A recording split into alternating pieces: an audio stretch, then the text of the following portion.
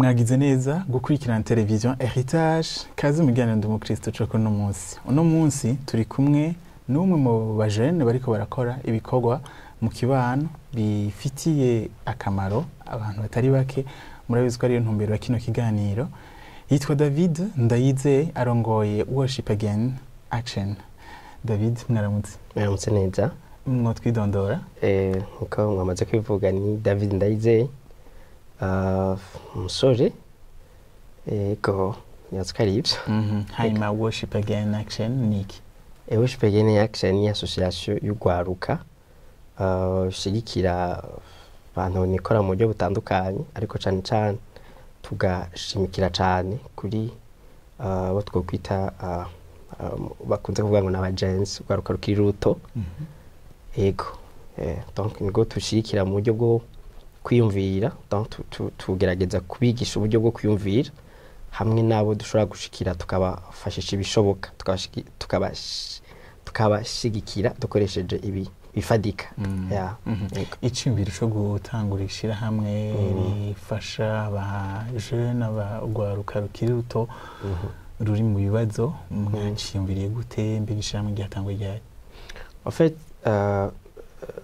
natwe twarabaye muri iyo sezo, twarabaye muri iyo myaka, hama hari ibibazo twagiye turahura navyo bitugora, ugasanga turakenera abadusutena, abadufasha, mugabo tukababura bivanye nuko peut-être aho twaba turi atabantu bafise ivyumviro nk'ivyo dufise no munsi bari bahaye.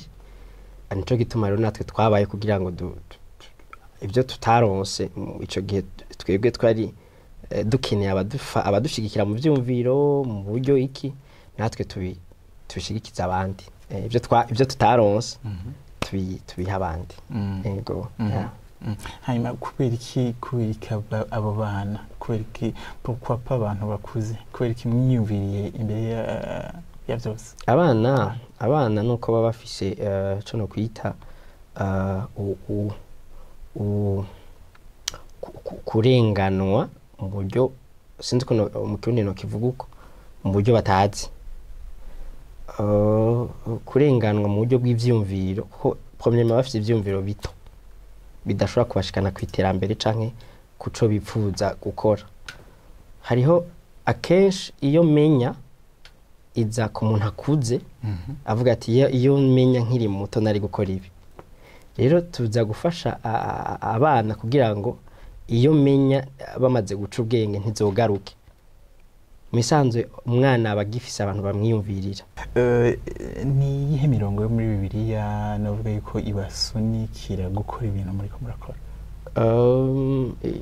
Icambere na mbere coco nkuko nayivuze, impamvu Imana yaremye umuntu. Imana yaremye umuntu kugira ngo umuntu ayihimbaze mu buryo bwo ayinezereze. Guhimbaza Imana bisigura bivuye mu rivuga ry'ikirundi rivuga guhimbara, guhimbara.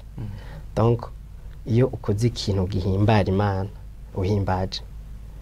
Rero twibwe cyane ni si jambo ry'Imana riri mu yari tumotive. Ikitumotiva nico twaremewe. Ni impamvu Imana yaturemye. Iyo umaze kwicara ukamenya impamvu Imana yakuremye, motivation nta yindi motivation ubugikeneye. Iyo mpamvu Imana yakuremeye ni iki kumotiva gukora ikintu kandi kugira ukore.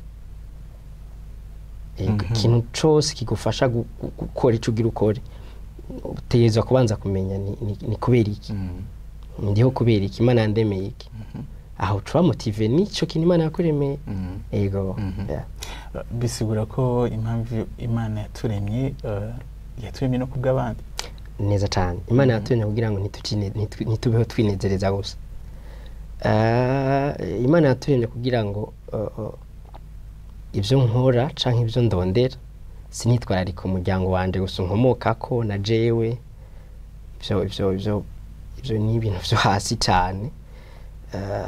Peut-être nshobora kuba ntarabigera ko n'umunsi canke maybe ubundi umuntu akaba ataragira ko no munsi, ariko icitwa umwitwarariko w'umuntu ni kumenya icyo Imana yamuremeye. Imana iremye umuntu yamuremye kugira ngo abeho ivyiyumviro vyiwe ibikorwa vyiwe imwitwariko wiwe ari gutunganya isi muravyibuka muri Eden. Donc Adam yaremwe kugira ngo akorere itongo, urumva akorere ibiremwa yarahasanzwe ibikoko. Imana ntiyaremye Adam kugira ngo azaroga amapisine yari hari ico gihe zara amashurwe gusa yimotereza ngo ubuzima bugende neza. Yamahe igikorwa yamuremye ku mpamvu z'ibintu bifadika bihari. Natwe Imana yaturemye kugira ngo habeho umuntu umwe canke babiri batatu ba beneficia kubaho kwacu. Yego. Hanyuma tugarutse ku bikorwa mukora, umuntu arabona mukora ibikorwa byo gutanga amakaye mu bana, kubera iki abana bari au centre y'igikorwa cyane? Nivyo mu gushigikira cane cane twisunga abana, sina n'ibikorwa vy'amakaye gusa, ibikorwa byose dukora byose bituruna ku bana bakiri batoya, kubera ko nabo bakunda guhura n'ingaruka zo kudatera imbere bakiri bato, kubera ko baba batarageraho bihitiramo ivyo gukora, abataratahura akamaro k'ivyo bita vyiza vyo mugira akamaro muri kazoza, abatarumva agaciro kavyo. Rero umwana yiga mu wa kabiri primaire, mu wa mbere guhura n'ingorane ntoya imubuza imutuma yoheba ishuri biroroshye cyane, ntiyumvira kabiri kugira ngo ahebe ishuri. Biratandukanye n'umwana yiga mu 12. Umwana yiga mu 12 ahuye n'ikibazo gituma aheba ishuri, ahubwo yagerageza kugwana kugira ngo arabe ko yoheza ishuri. Umwana yiga mu wa mbere ahuye na gatoya, ahubwo ni opportunity aronse, anose opportunity kuko deja baramuforsa kuja kwishuri kenshi. Yabona bakibaforsa kuja kwishuri. Rero duseruka muri iyo kayo gufasha abavyeyi kuyengayenga no kwigisha akamaro k'ishuri. Iyo akenshi dukorera mu ntara za ruguru, aho usanga abana vyoroha cane ko baheba ishuri. Umwana aheza ishuri kubera ko abavyeyi be bamurungitse kuragira impene, ugasanga impene 2 canke 3 muvyeyi atunze mu rugo ziratumye umwana aheba ishuri kugira ngo akurikirane ibitungo. Ugasanga kubera avoma kure mu mwonga, byo nyene biratuma umuvyeyi yubwira umwana ahebishije kugira ngo amufashe udukorwa two mu rugo. Aho rero ntihacata ko iyo amashuri atanguye ngo arabuze ngo aburi ibikoresho by'ishuri, ho urumva imvo yuko umwana ahebishije ibibonetse. Rero twebwe naho tuce duseruka nka association ishikikira urwaruka, tugashigikira abana bakiri bato mu bijanye n'ibikoresho by'ishuri, ariko kandi no mu bijanye na message dutanga. Ego nuko. Mbega bigenda gute ngo mwiyumvire muja gufasha canke ikibazo muja gufasha? Nibaza ko akuru twiyumvira dufatiye ku ntara ziba zikeneye gufasha gusumba. Ariko impamvu bamyice duhura nayo, usanga ahantu haba hakeneye gufashwa cyane ari kure. Ni kure, ugasanga ufashe uburyo twari kugura ibikoresho by'ishuri tuba dutwaye na déplacement yaho, usanga uburyo bwoherera muri déplacement. Cyo duhitamo kubera ko tukiri bato nkuko mwabivuze, no mu buryo turacari bato. Cyo duhitamo intara ziri hafi zitworohera gushikamo kugira ngo dukora ivyo twategekanije gukora. Ariko kandi ntaho nikora uwo muri iyo ntara tukamenya ko yashikiwe.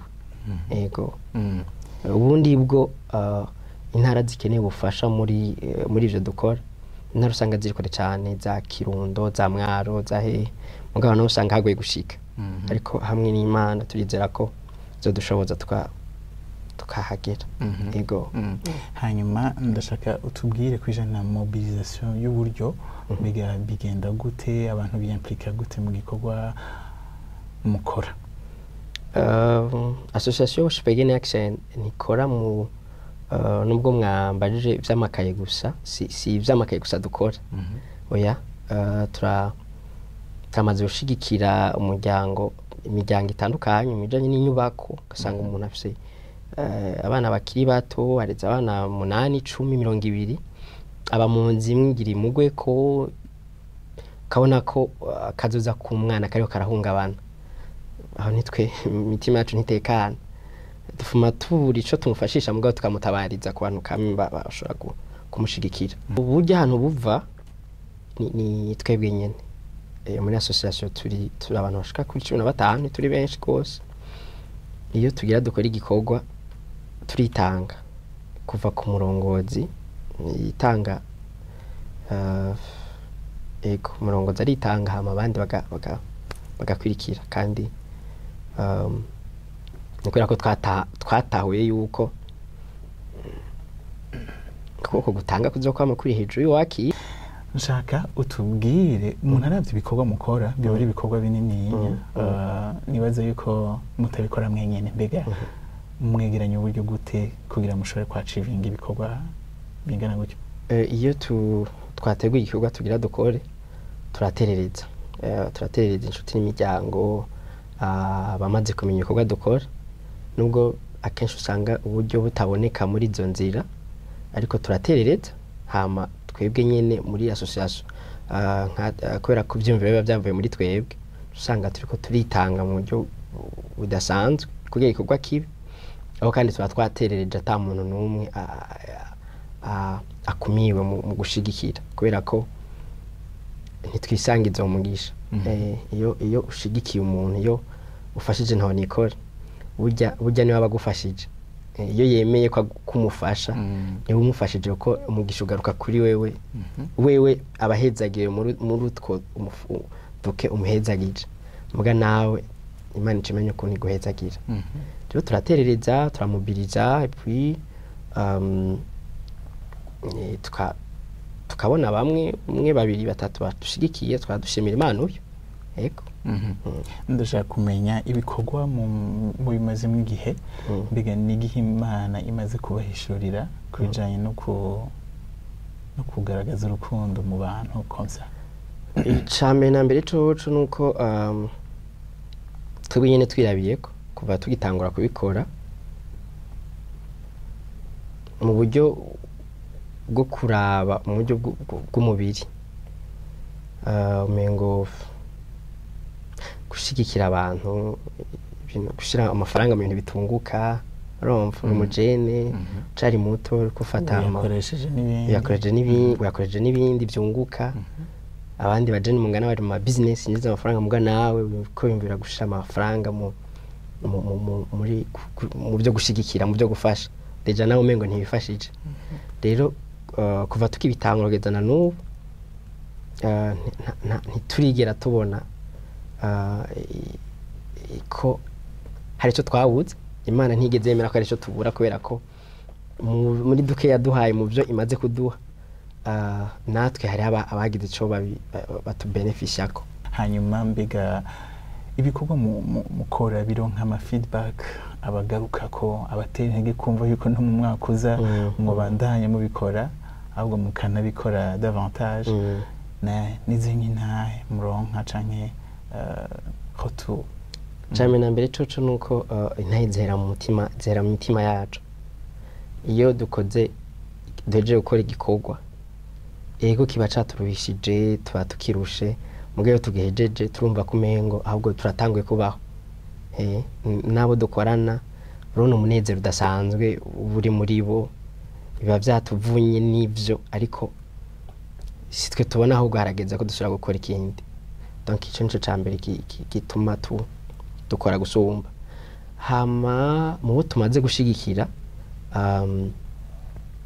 abavyeyi b'abana tuba twashikiye nibo bagaruka bakadushimira bakadushingira intahe abana biraryoshe guserva abana kubera ko aragupromesa ko mw'ishuri atazofyina mw'ishuri azozana amaresultat meza donc kumva ko ugiye gushigikira neza umuntu yaravyiteze kandi yarabikeneye ego hanyuma mbega iki gikorwa kubera iki abakristo bo kwiyimplika mu bintu byo gufasha mu kibano ni kubera ko en fait ijambo ry'Imana ndarikunda riratandukanya riradiviza ikintu cose kenshi abakristo turonderera ibifadika ku mavi mu gusenga mu bino by'amasengesho urakunda kubibona donc ikintu gikeneye gifadika kuja mu byumba by'amasengesho gusenga birafise ico bitanga mu bwami bw'Imana ariko si mfatiye ku ijambo ry'Imana rivuga gusenga ntibizana n'ifadika oya gusenga bizana amavuta bizana bituma uganira n'Imana ariko kandi iyo uje uganira n'Imana tuja gukora gupratika ikintu Imana Imana guhamagariye gukora umugisha w'ifadika utangwa kubera hakozwe ibintu bibiri kubera ko bagiye kurondera nk'abandi bose bagiye gutera urusenga mwitangane kugira ngo imboga zizemo hama iyindi principe ya kabiri ni gutanga izo principe ko ari ibintu zizana ibintu bifadika gukora gutanga rero izo principe nizifata ku bakristo gusa oya nawe utari umukristo ukabukora cyane nta mukabutanga nta shwa office umugisha utegeza gukurikira kibazo tugira abakristo peut-être ngira ngo nuko ngira ngo bamwe tubyigishwa nabi ivyo ibifadika tubironderera mu nzu z'amasengesho mu masengero orke no mu masengero dusengeramwo hari jambo nyine bavuga ngo si byiza ko umuntu aja mu ngoro y'Imana imboko none uzokwama mu rusengero hama hagere dimanche utwariki gukora gutanga nivyo bizana ifadika ku buryo uronka nico uterera mu ngoro y'Imana ego mbwira juste ndashaka kumva mbega hari intambamyi muba muramaze muba muhura iyo muri kino gikorwa impambamyi ku ruhande rw'iwacu nkaje nk'umurongozi nawe ni impambamyi zitandukanye mu muryango kudatahura bitahuye neza cyane ukabona umenga ntiyari priorité urumva uracari muto ushimye kurajamwo ukeneye kwiteza imbere tekana shira amaguru hasi urumva puis aho ni mu muryango mu buryo buri bw'inyuma y'umuryango gatonya relation ku bagenzi ukabona ko umengo wewe ntaco uzovamwo kubera ko uburyo bwawe buja mu bintu bitunguka urumva et puis abo dukorana nabo nyine bagahura n'ibibazo nk'ivyo mu miryango mu bandi bagenzi babo ugasanga ntibariko baratahura kubera ko igikorwa c'imwemu igikorwa c'imwemu utari umuntu w'imwemu rimwe na rimwe birakugora kugira ngo bitahure kubera ko hari igihe umengo wihevye wahevye amagara yawe ijambo ry'Imana naryo rivuga ngo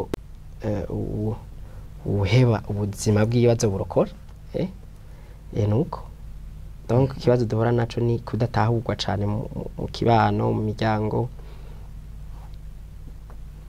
no kuda iyo tuvuze ngo tugira tuduge ruguru hari igihe intwaro zitatworohereza abajeje intwaro batatworohereza bikarinda kugorana ariko turashima Imana ko hari bamwe babitahura mbere no kudushigikira bakadushigikira rumva batahura ko abari terambere ryabo barongoye rumva biba biryoshe bihuye n'umuntu atahura ko kuronka abantu bashigikira abanyagihugu abari terambere ryabo barongoye akenshi rimwe na rimwe birashoboka sanga ntantu tugiye intwaro ntizitworohereje ni ico kibazo twanze bura navyo turangiza ndashaka ugire ubutumwa uha abantu bariko barakurikirana kino kiganiro kumbure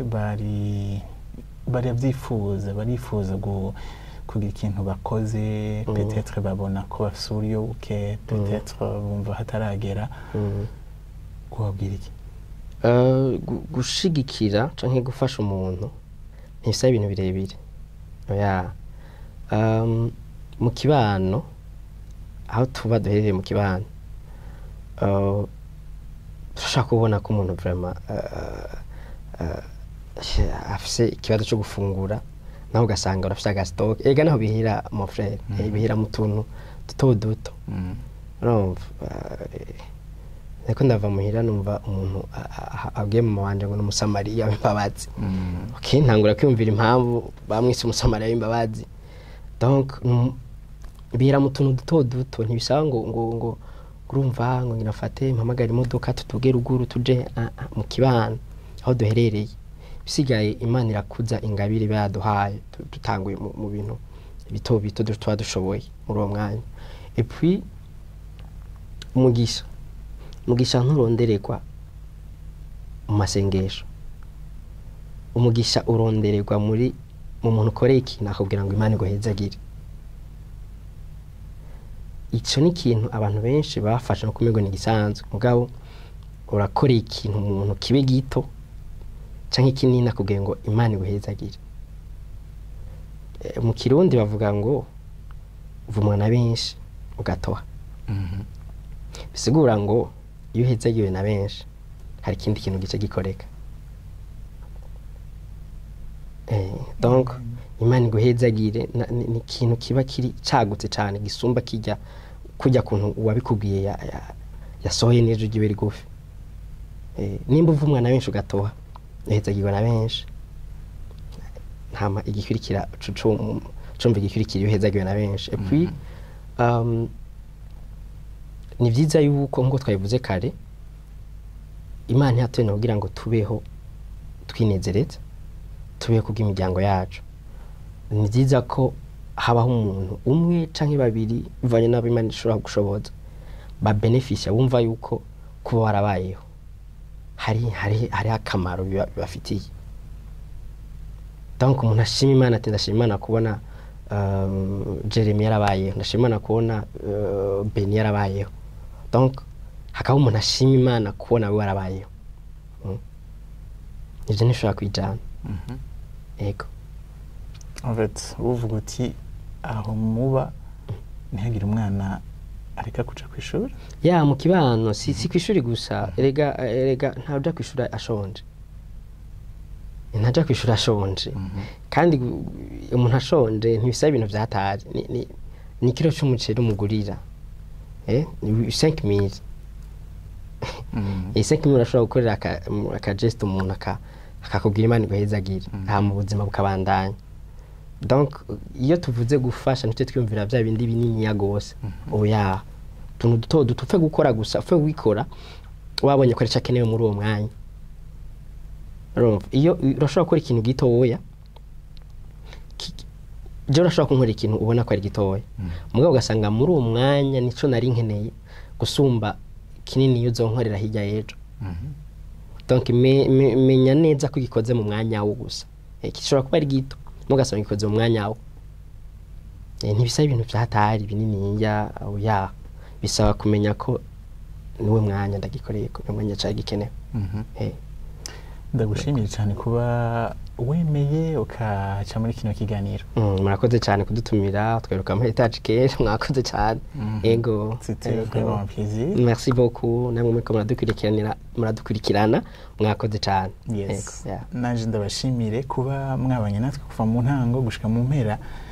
Ikiganiro cacu no munsi tukirangize ngaha duhana isango mu kiganiro c'ubutaha hamwe n'abandi batumire babenspira.